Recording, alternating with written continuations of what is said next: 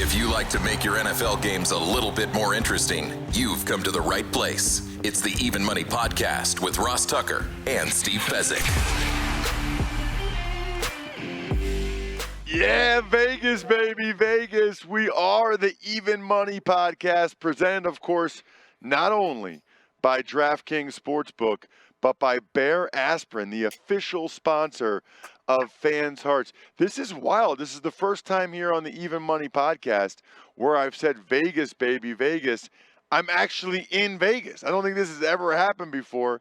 And I'm talking with my guy, Steve Fezzik, who you can always check out on social media at Fezzik Sports. I, of course, am at Ross Tucker NFL. We are at Ross Tucker Pod. I'm the former NFL offensive lineman. I got a bunch of different podcasts. Hopefully you guys check me out on social media because, man, Steve, I went yesterday to the food and beverage preview that the Super Bowl, they had a food and beverage press conference yesterday, Steve. And I may have gone there and they had a grilled donut Sunday, they call it. So it's a grilled donut and then they put 2 scoops of ice cream on it. I may have had 2 of those, Steve. Not in line with your diet, unfortunately. So Ben Affleck comes out with the Dunkin' Donut commercial, and you one-up him with the special donut here in Vegas. I love it. It was awesome. I mean, they had so much good food. I had this burnt ends burrito. I mean, it was just the seafood. It was incredible. Everything out here is incredible, almost as incredible as my guy, Steve Fezzik. Steve, it's time, right? I mean, it's the Super Bowl is on Sunday. We actually last week gave out a best bet last week, which because we could. I know today we're going to get more into how to bet the Super Bowl. We're going to get more into some of the props that are out there. But looking at it, and I want to talk to you about this again, the Niners are still holding -2 on the spread. Steve, can you walk me through how they make this spread? Because it can't possibly be based on anything anyone has seen in the postseason.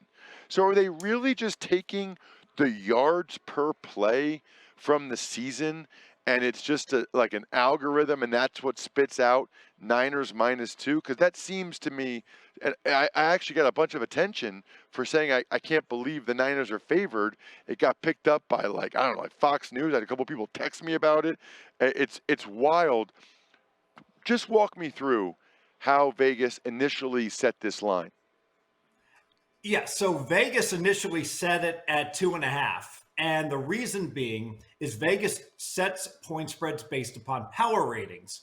And the mantra that Vegas has is don't overreact to any 1 week. So San Francisco was the clear-cut best team all year long. Now, all year long, by example, I had the Niners rated right around a 9.5 all through the second half of the season, meaning they were 9.5 points better than an average team. And the Chiefs I had right around 6 points better. So the Niners were 3.5 points better in late November and early December, etc. But then what happened is that the script got switched, as you mentioned. In the playoffs, Kansas City's been awesome, 3 straight games. And the Niners have underperformed. Lucky to beat Green Bay, lucky to beat Detroit, and Kansas City's been the much better team in the playoffs. Now, I'm not a slave in my power ratings to what the regular season was, and I made some significant adjustments. And I got to tell you, so I make this game right around 2, but the Chiefs have all the advantages with the experience, with having been there before. And so after I adjust for that, I get to pick them. But I understand that the math geeks that are just running algorithms based upon weighting every game the same could see that the Niners, they would make the Niners a 2.5 point favorite, I believe. But I don't get it. I personally already bet the Chiefs, and that's the side that I favor. So why do you make it 2? You just went over. You just went over how the script has been flipped in the postseason. Why do you make the game 2 then? Yeah, because I've got the Niners still 9 points better than an average team, and I raised the Chiefs up to it's like 7.3 better than an average team. So I've actually a pure number. I got the Chiefs upgrade a point and a half, I think, from their low point, which was like right around 5.8. And frankly, I think maybe I'm like Vegas. Maybe my adjustments haven't been significant enough. I thought Baltimore more lost that last game than Kansas City won it. I know KC really didn't have to do anything in the second half, but the stats were pretty equal in that game. I'm much more concerned about the Niners, and their awesome defense has not been awesome at all in these playoffs. And then I wonder, is Green Bay and Detroit, are those offenses just so good? Can't be. I mean, there's major problems with the Niners defense versus where they were early in the year. By the way, just for the record, to reiterate this, two things that are important to note. Number one, I am up 3 units for the year. Steve is up 29 units. We'll recap everything, obviously, tomorrow and talk about that, which will be, next week. All of Steve's Super Bowl bets. We'll go over that. And I can't emphasize enough, this show is year-round. You know, we do this all year round, and there is fantastic information. First of all, Steve has a bet on something pretty much every week the entire offseason. So I highly encourage you guys to keep checking us out, whether it's on the audio version or youtube.com/Ross Tucker NFL. Next week, we'll dive into everything going on with the Super Bowl and all of Steve's bets. The one bet we both put in last week, Steve, which we feel good about. I guess I'm a little surprised the line hasn't moved yet. You know, we both had the Chiefs plus the 2. Are you surprised the line hasn't moved at all, Steve? Third straight week I've been surprised. I've just been wrong, frankly. I remember when Kansas City was playing Buffalo, and I said, there is no way, Ross, that we're going to get 3 on this game later in the week. And you could still get 3. And then last week, I said, we got to lock in Kansas City plus 3.5 against Baltimore. There's no way that line's going higher. Ross, it closed 4.5. So my confidence in which way the Chiefs lines are going to go has been shaken because there's been anti-Kansas City money, frankly, the last 2 weeks, and I haven't understood it either of the weeks, and I don't understand it now. Wow. That's crazy. While we're talking about the game, before we get into some of the props or how to bet the game, Steve, any thoughts on the total in this game? And we actually have a question from our guy that joins the show every once in a while, Paul Roberts. So the total's 47.5. Again, the Niners are laying the 2 points. Our buddy Paul texted me last night and said, question for Fezzik tomorrow. Is it okay to tease the Chiefs with either the over or the under? So the Chiefs obviously are getting 2. You could take them up to 8 with a 6-point teaser, but it's the only game. So, of course, you need to tease it with the total. I think I saw you on social media maybe saying, Steve, it's never okay to tease a total. Is that correct? Yeah, so if you went back and you teased every Super Bowl total, you only win like 68% of the time on that leg. Well, that sounds really good. The problem is you have to win like 74% in order for it to make sense. So you're woefully short. And this is the week that everyone wants to have a bet on the teaser. Yes, the Kansas City teaser is great. Fully endorse it. If you can play at a book where you can say, I'm going to play Kansas City with an open spot, and you can fill it come August when preseason rolls around, well, that's cool. That's good. But you cannot play the total. It's such a bad bet. The best evidence I can give of that is that, Ross, you can play these alternative totals where if you wanted to tease under, for instance, you could just play under 53.5, and you only have to lay like minus 225. When you're playing a teaser, each leg you're laying essentially minus 280. So I would rather lay minus 225 than minus 280. So as good as the KC teaser leg is, the total is so poor, you just cannot do it. Interesting. I bet you a lot of people will do it, which is what I want to get into with you momentarily. But first, listen, there's a lot of people right now trying to figure out what they're going to do this Sunday, whether you're hosting game day or maybe even a movie night after the season. DiGiorno knows that planning a watch party on a budget isn't easy. You need the perfect setting, the perfect squad, and the perfect eats. Luckily, you're a Game Time mastermind, and you know that grabbing DiGiorno Classic Crust Pizza can bring home a dub because it's packed with half a pound of cheese, sauce, and other toppings and comes at an incredible price. Make the game-winning call and grab a DiGiorno Classic Crust Pizza from the grocery store today. It's not delivery. It is DiGiorno. You know the deal. It's a great Sunday to wash it down with some beers. My beer of choice, Labatt Blue Light. While you're watching the game with your family or friends, live life to the power of we. Always enjoy responsibly. Beer, Labatt USA, Buffalo, New York. All right, Steve, let's do it, man.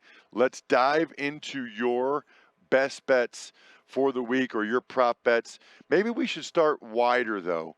You know, how should people bet the Super Bowl and how should they not bet the Super Bowl before you dive into your specific picks? Yeah, so basic strategy, Super Bowl betting, you want to focus on things that only have two outcomes. That you can, for instance, a player, pass reception yards, you can go over or you can go under. That's the way to bet. Don't try to bet into the needle in the haystacks where you're betting, oh, will they have 60 to 70 reception yards, 71 to 80, 81 to 90. Those needle in the haystack bets are where the house makes all the money. So focusing on props, yes, no's, over-unders, things like that. Also, pros tend to bet minuses. They tend to bet favorites. The public likes to bet something that has a plus attached to it. So they like, oh, bet 100 to win 140, plus 140. They don't like to bet minus 160s. Well, as it turns out, most of the minuses, gun to your head, if you had to choose, you would rather be laying the VIG than taking it. It's almost the exact opposite of what we bet during the regular season where we prefer the underdogs. In Super Bowl prop betting, we prefer the favorites, the reason being the public has a propensity to overbet the underdog props. Really? I didn't know absolutely. And a couple of my picks will be illustrative of that very concept. Okay, well, let's do it. Let's stop waiting around. Let's do it. What are some of your bets that you like? Let's start with 3 consecutive scores. I'm going to bet, yes, there will be 3 straight scores. I believe at DraftKings it's minus 165. Grades, be sure to grade me with the VIG adjusted on this. This is a 2-unit weight play, and this is a pro favorite. The public looks at it and says, oh, 2 evenly matched teams, they're going to match score for score. How in the heck is any team going to win 3 straight or score 3 straight times? The truth is, Ross, it happens all the time. As an example, the San Francisco-Detroit game, close game, San Fran scored 5 straight times in that game. And my favorite example of why this is such a good bet, we go back in time, greatest show on turf, the Rams really struggled against the Tennessee Titans. Low scoring, close game. Ross, that game was tied 16-16. Not only did 3 consecutive scores win in that Super Bowl, not one, but both teams scored 3 straight times. It happens way more than you think. So I'm betting, yes, there will be 3 straight scores. Extra points do not count. Safeties, field goals, touchdowns. Okay. All right. That's an interesting one. Is that the type of bet, Steve, that they only have for the Super Bowl? Because I feel like I don't hear that other games. Yeah, it's pretty obscure. They might put it up on a Monday Night Football game. Very rare they put it up just on a Sunday games. Okay, so that's one. Now that's 3 straight scores for one team or both teams? Well, for one team, yes. Okay. So by example, in that game I mentioned with the Rams, people forget it was such a close Super Bowl. The Rams actually were up 16-0, and then Tennessee scored a 6, scored a 7, scored a 3, 2 touchdowns, field goal, and so both teams scored 3 straight times. Okay. What else you got? All right, we're going to go, will there be a 2-point conversion attempted? I'm going to bet the no, minus 140. Now, this sounds crazy because you got the entire game to have just 1 2-pointer attempted. That could happen, right? The truth is, Ross, I see no scenario that there will be a 2-point conversion attempted until very late in the third quarter. I don't see both these coaches having a propensity to go for 2. Kansas City, during the playoffs, actually, there was a penalty and they had the ball on the 1, and they chose, you know what? I'm still going to go ahead and just take the 1 point. I'm not going to go for the 2-pointer from the 2. Andy Reid chose that. So I just have to survive the fourth quarter. well, there's a good chance there's only going to be one touchdown in the fourth quarter. And yes, if a team is up by 1, up by 5, up by 12, up by 19, I'm going to lose because they're going to go for 2. They're going to do what the chart tells them to do. But with only 1 or at most probably 2 kicks at the can, I will take my chances that there will not be a 2-point conversion attempted. And I'd be remiss to say this, Ross. I'm going to be really upset if the game goes overtime and I lose this bet. I could lose it this way. First team scores a touchdown in overtime and the other team scores a touchdown, because they will then go for 2 under that scenario. Oh, in overtime, you're confident about that? Every NFL team, their analytics departments will have cracked that code. The idea being, if you score a touchdown overtime and I match you, I cannot kick the extra point, because then you get the ball in a sudden death overtime at that point. Your edge would be too big, so I'd have to go for 2 at that point in time. Yeah, and honestly, you're not even, if both teams scored the touchdowns, you're not guaranteed to get the ball back. Although I guess Super Bowl is a little bit different because they'll just keep playing until there's a winner. It's not like a regular season overtime where if it's 10 minutes, like, you're not getting the ball fourth time. Yeah, but if there's a third possession in overtime, the team with the ball is going to win like 60% of the time. So no team is ever going to, kick an extra point knowing they're going to lose 60% of the time. They just roll the dice with the conversion. Any other? So you had the 3 straight scores. You had the no 2-point conversion. Any others, Steve? Yeah, I talk about the good story all the time, and we're still early in the betting cycle. 95% plus of the money is yet to be bet on the Super Bowl. So I go ahead and try to pick out a guy that I think everybody is going to bet on and bet it before the number goes crazy. And so with the 49ers, I really think that the narrative is going to be C-Mac. Christian McCaffrey is going to get the ball, right? He's going to get fed the rock. And so because of that, I'm going to go over 90.5 for C-Mac for rush yards, and anticipating that number's going in one direction. It is going up, because I don't think the Niners trust Purdy nearly what they did a few months ago. I know Debo might get fed also, but absolutely, I don't see hardly anyone else carrying the ball. I'm going to go over the 90.5 for Christian McCaffrey rush yards. Interesting. Very, very interesting on that one, Steve, because that relates to my best bet of the week, and I'm curious to get your opinion on it. It's presented by DraftKings. My best bet is sponsored by DraftKings. Stay tuned, because you'll hear more about DraftKings and all it has to offer throughout the show. DraftKings, the crown is yours. I actually like the Christian McCaffrey over receiving yards. Last I checked, it is 33.5. So on DraftKings Sportsbook, his receptions number is 4.5. So even if he's lower than that, let's say he only gets 4 receptions, which I think is very possible because the Chiefs have good corners. So I think Purdy, when he does throw it, will be throwing it to Kittle and McCaffrey against the linebackers or the safeties or whatever. So if the number is 4.5 receptions for McCaffrey, you're telling me he can't average 9 yards per catch? I mean, even if a couple of them are 5, he's going to break a couple of them for 15 yards on these receptions. So that's my best bet. Christian McCaffrey over 33.5 receiving yards. What do you think, Steve? Yeah, it makes sense. I think the bookmakers are overreacting to the fact that C-Mac hasn't broken a long reception, and on a fast track in Vegas, that's certainly more likely.